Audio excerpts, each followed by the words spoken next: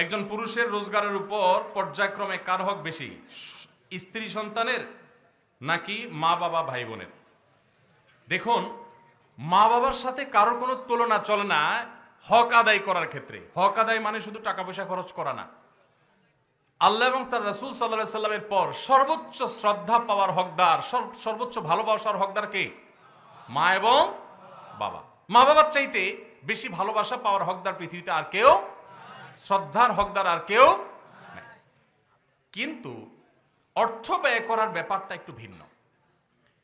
স্ত্রী যদি থাকে তাহলে প্রত্যেক স্বামীর উপরে কর্তব্য তার স্ত্রীর ভরণ পোষণের ব্যবস্থা করা।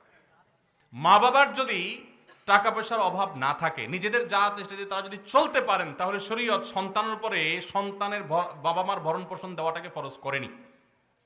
কথা কি বুঝতে পারছেন? কিন্তু মা বাবার প্রতি শ্রদ্ধা দেখানো, তাদের জন্য অর্থকড়ি নফল হিসাবেও খরচ করা, এটা আমৃত্যু, এমনকি মৃত্যুর পরেও করতে হবে, আজীবন করতে হবে, মৃত্যুর পরেও করতে হবে। স্ত্রীর সাথে তো যতদিন বৈবাহিক সম্পর্ক থাকে ততদিন, বৈবাহিক সম্পর্ক না থাকলে তখন আর তার ভরণ পোষণ আবশ্যক হবে না। অতএব এটা দেখে কেউ আবার এটা মনে করেন না যে ইসলাম কি মা বাবার উপর স্ত্রীকে অগ্রাধিকার দিয়েছে কিনা, মোটেই না। কিন্তু খরচের যদি ব্যাপার হয়, স্ত্রী অন্যের ঘর থেকে এসছে আপনার ঘরে, অতএব তার সম্পূর্ণ দায় দায়িত্ব আপনার। আপনি তার